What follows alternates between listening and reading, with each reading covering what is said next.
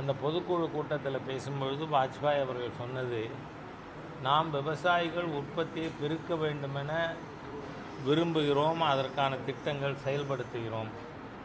ஆனால் அன்னைக்கு தேதிக்கு அவர் சொன்னது கணக்கு, விவசாயிகள் உற்பத்தி செய்த காய், கனி, பூ ஆகியவை 10,000 கோடிக்கு மேல் அழுகி வீணாகிறது. அதனால் அந்த உற்பத்தி செய்த விவசாய விளைபொருட்களை நாம் பாதுகாக்க நடவடிக்கை எடுக்கணும்னு. நீங்கள் வாஜ்பாய் அவர்களுடைய ஆட்சியில் அந்த 6 ஆண்டுகளும் முக்கியத்துவம் கொடுக்கப்பட்ட திட்டம் என்னன்னு சொன்னால் கோல்டு ஸ்டோரேஜ் திட்டம். நான் இங்கேருந்து விஜயவாடா வர காரில் போனால் ரோடு 2 பக்கம் அந்த கோல்டு ஸ்டோரேஜஸ். அதே மாதிரியாக இன்றைக்கு ஒரு அனாவசியமான பொய்யான நேரேட்டிவ் திராவிடியன் ஸ்டாக் அரசாங்கம் செய்து கொண்டு இருக்கிறது. கல்விக்கு உதவி கொடுக்கல, நிதி கொடுக்கலன்னு. அதாவது வாஜ்பாய் அவர்கள் ஆட்சிக்கு வந்த பிறகுதான் சர்வ சிக்ஷா அபியான் என்று பள்ளிக்கூடங்களிலே அனைவருக்கும் கல்வி திட்டத்தின் மூலமாக அதற்கான இன்ஃப்ராஸ்ட்ரக்சர் ஃபெசிலிட்டிஸ், கட்டடங்கள் கட்டுறது, ஆசிரியர்களுக்கு சம்பளம், இந்த மாதிரியான நிதி உதவிகள் அடங்கிய சர்வ சிக்ஷா அபியான் திட்டமானது வாஜ்பாய் காலத்தில் தான் கொண்டு வரப்பட்டது. இன்றைக்கும் பள்ளிக்கூடத்திற்காக 20 நிதி உதவி திட்டங்கள் இருக்குது. அதில் ஒன்று தான் இந்த பிஎம் ஸ்ரீ.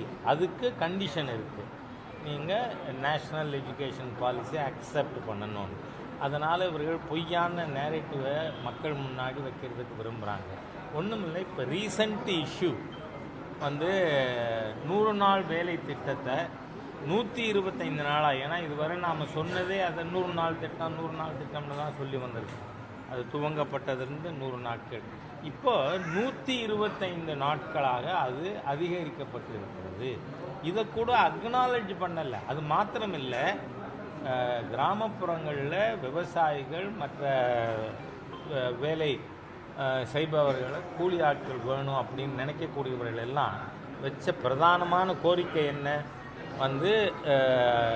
நடவு காலத்திலையும் அறுவடை காலத்திலையும் இந்த திட்டம் தவிர்க்கணும்.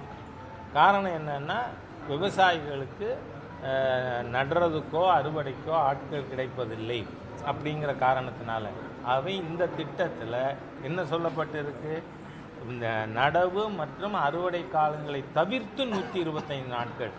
அப்படி நாம் பார்த்தா இது கிராம பொருளாதாரத்தில் நம்பிக்கை இருக்கிற, அது பற்றி தெரிந்த அனைவரும் வரவேற்கணும். காரணம், நடவு காலத்தில் ப்ரைவேட்டில் வேலை கொடுக்குறாங்க தனிப்பட்ட விவசாயிகள், அதே மாதிரி அறுவடை காலத்துலேயும். அது போக மீதி 125 நாள்னு சொன்னால் நம்ம பெரிய அளவில் எல்லா நாட்களும் வருஷத்தில் கிராமப்புற மக்கள் வேலை பெற முடியும் அப்படிங்கக்கூடிய ஒரு நல்ல நோக்கோடு செய்திருக்கின்ற திட்டம். அதோடு நாம் மிகவும் வியந்து பாராட்டுகின்ற விஷயம் என்னென்னா, அவங்களோட அட்டண்டன்ஸை டிஜிட்டலைஸ் பண்ணி, நீங்கள் பார்த்தா ஊடக நண்பர்களுடைய கவனத்தை ஈர்க்க விரும்புவது நான் என்னன்னு சொன்னால், திமுக ஃபஸ்ட்டு ஆட்சிக்கு செஞ்ச முதல் ஊழல் என்ன தெரியுமா? நாம் எல்லாரும் சர்க்காரியா பற்றி பேசுகிறோம், அது இல்லை, மஸ்டர் ரோல் ஊழல் தான். கார்பரேஷனில் சென்னையில் நிர்வாகத்துக்கு வந்த உடனே செஞ்ச முதல் ஊழல் மஸ்டர் ரோல் ஊழல். அப்படின்னா என்ன? துப்புரவு பணியாளர்கள் 20 பேர் வந்தால் 30 பேர்னு எழுதுறது, அந்த 10 பேர் சம்பளத்தை வாயில் போட்டுக்கிறது.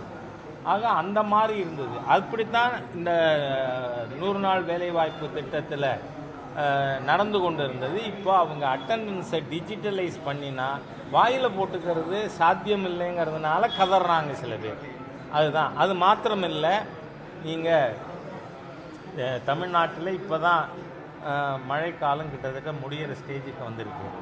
இதில் பார்த்தீங்கன்னு சொன்னால், மழைக்காலத்தில் உற்பத்தி செய்த நெல் முளைச்சி வீணாக போகுது. அது பற்றி நம்ம அக்ரிகல்ச்சர் மினிஸ்டரோ சீஃப் மினிஸ்டரோ ஒரு வார்த்தை பேசியிருக்காங்களா? Are you not responsible? அது மட்டும் இல்லை, 300 கோடி ரூபாய் நெல்லை ஸ்டோர் பண்ணி வைக்கிறதுக்காக மத்திய அரசாங்கம் கொடுத்துருக்கு. அதில் உடனடியாக மாநில அரசு வெள்ளை அறிக்கை சமர்ப்பிக்கணும். இந்த வெள்ளை அறிக்கைனா சில பேர் பொலிட்டிக்கல் இக்னரண்ட்னு சொல்லட்டுமா, இடியட்னு சொல்லட்டுமா, நீங்களே தகுந்த வார்த்தை பயன்படுத்திக்கங்க. வெறுமனே ஸ்கூல் குழந்தைகிட்ட நடுப்பக்கத்தில் பேப்பரை கிழிச்சு கொடுன்னு அதை காட்டுறாங்க. இதான் வெள்ளை அறிக்கை. அப்படிப்பட்ட முட்டாள்களுக்கு சொல்கிறீங்கன்னா உண்மையாக கிவ் ஆல் டீட்டெயில்ஸ். 300 கோடி மத்திய சர்க்கார் கொடுத்துருக்கு. அந்த 300 கோடியில் எத்தனை குடோன் கட்டியிருக்கீங்க, ஏன் கட்டலை? அது மாத்திரமில்லை, தொடர்ந்து நமக்கு வருகின்ற புகார் பட்டியல் சமுதாயத்தினருடைய நலனுக்கு என்று for the welfare of SC and ST communities அதுக்கு கொடுக்கின்ற நிதிகள் ஆயிரக்கணக்கான கோடிக்கு திரும்ப அனுப்பியிருக்கு மாநில அரசாங்கம். ஸோ இதற்கான டீட்டெயில்ஸும் கொடுக்கணும். அதோடு மட்டும் இல்லாமல் மாண்புமிகு முதலமைச்சர் அவர்கள் நாங்கள் 90 லட்சம் வீடுகள் பட்டியல் சமுதாயத்தினருக்கு கட்டி கொடுக்குறோம் அப்படின்னு சொன்னார். எங்கே கொடுக்குறீங்க? இதுவரை எவ்வளோ கொடுத்துருக்கீங்க?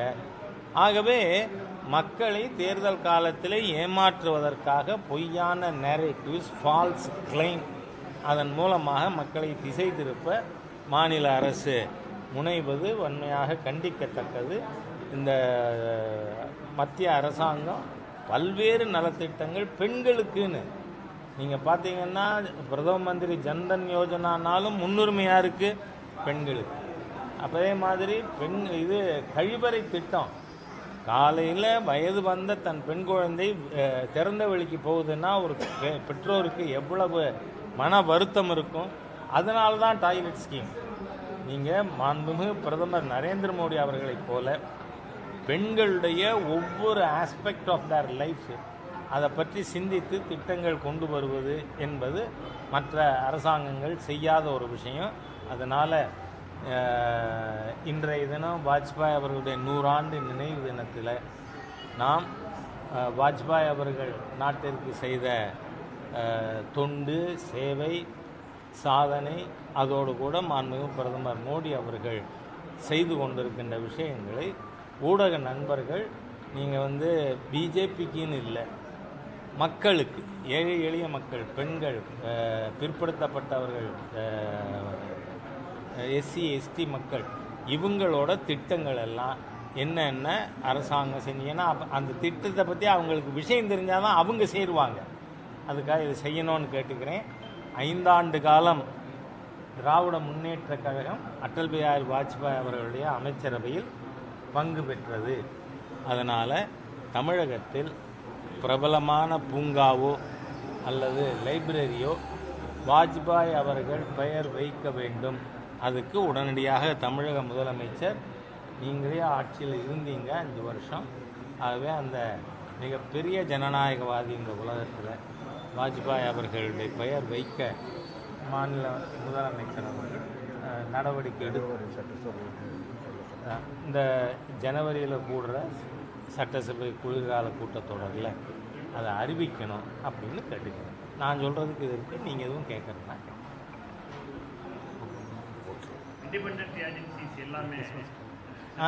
ஒரு விஷயம்.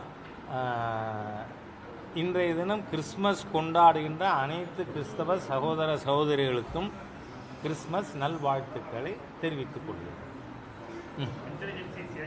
எல்லாமே பிஜேபி கவர்மெண்ட் ரூல் கொண்டது.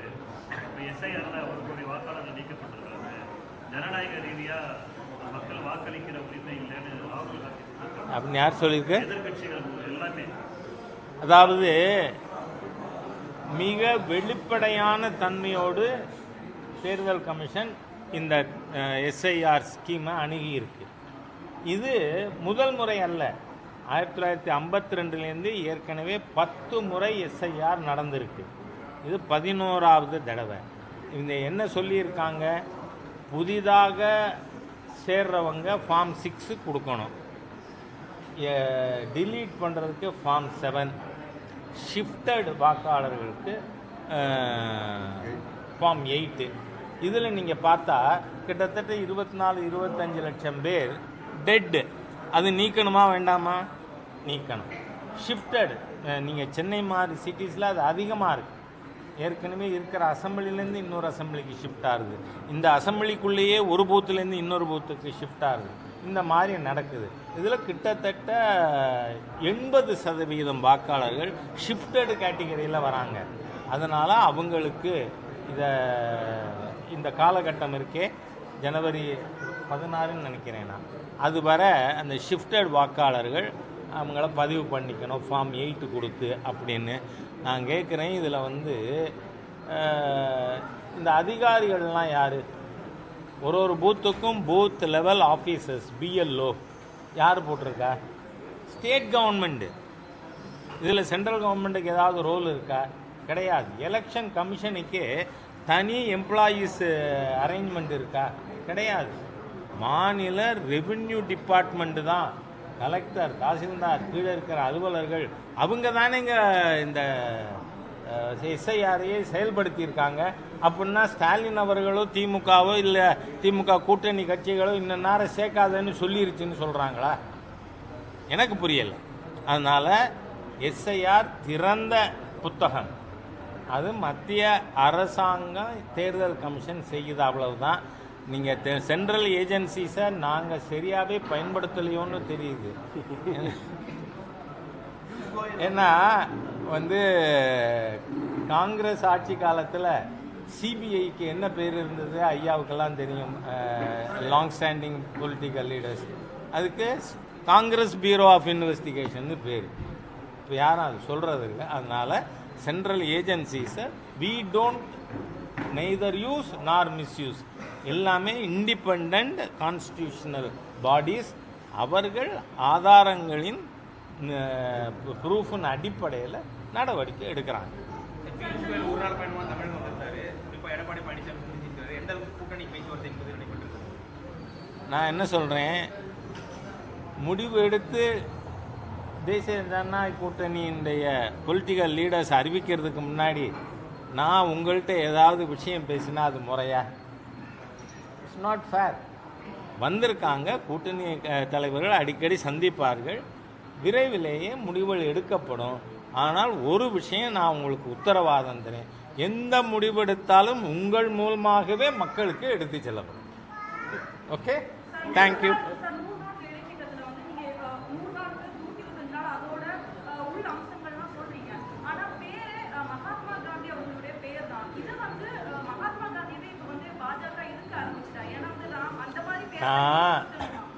திராவிட இயக்க தலைவர்கள் எல்லாம் தம்பி பார்த்தாயா, இளம்பெண்கள் தோள்களிலே கை போட்டு வரும், இப்படியெல்லாம் பேசியிருக்காங்க, எழுதியிருக்காங்க. அதெல்லாம் மகாத்மா காந்தி அவர்கள் எல்லாருக்கும் மதிக்கக்கூடிய ஒருத்தர். ஆனால் நீங்கள் அதை பற்றி எதுக்கு crocodile tears, முதல் கண்ணீர் ஏன் வடிக்கிறீங்க அப்படின்னு சொல்லிட்டு இதோட இந்த பத்திரிகையாளர் கூட்டம் நிறைவுறுகிறதுங்கிறதையும் தெரிவிச்சுக்கிறேன். நன்றி. ஒன்றுன்னா நிஜமாவே ஒன்று. திமுக அரசு பொறுப்பேற்கிறப்ப இருந்த கடன் தொகை இப்ப அதிகரிச்சிருக்கா? அதாவது 2021 வரை தமிழகத்தினுடைய மொத்த கடன் 4,30,00,000 ரூபாயாக இருந்தது. இப்போ 9,30,00,000 ரூபாயாக, அதாவது கடந்த 5 ஆண்டுகளில் மிகப்பெரிய அளவில் கடன் வாங்கியிருக்கின்ற ஒரு அரசு. ஏற்கனவே நான் பத்திரிகை நண்பர்கள்ட்ட கேட்டிருக்கேன், வாங்கின கடனை என்ன பண்ணேன்னு சொல்லுன்னு. காரணம் என்னென்னா, நாம் எப்போ பார்த்தாலும் யூபியை பாரு, பீகாரை பாரு, அதெல்லாம் முன்னேறலைன்னு தமிழகத்தினுடைய மாண்புமிகு முதல்வருக்கும் நிதியமைச்சருக்கும் கவனப்படுத்துறதுக்காக சொல்கிறேன்னா, உத்தரப்பிரதேசம் நம்மளை போல் 3 மடங்கு பாப்புலேஷன் இருக்கிற மாநிலம். அதனுடைய பட்ஜெட்டு, சர்ப்ளஸ் பட்ஜெட்டு 37,000 கோடி. அதனுடைய கடன் 9 லட்சத்துக்கும் கம்மி, நம்மளை போல் 3 மடங்கு பாப்புலேஷன். அதே மாதிரி பீகாருக்கு சொல்கிறேன்னா, Bihar is a tri state. தமிழ்நாட்டில் குடியால் வருகின்ற வருமானம் 55,000 கோடி. ஆனால் அது ஒரு பைசா கூட இல்லாமல் பீகாரில் சர்ப்ளஸ் பட்ஜெட்டு 8,000 கோடி.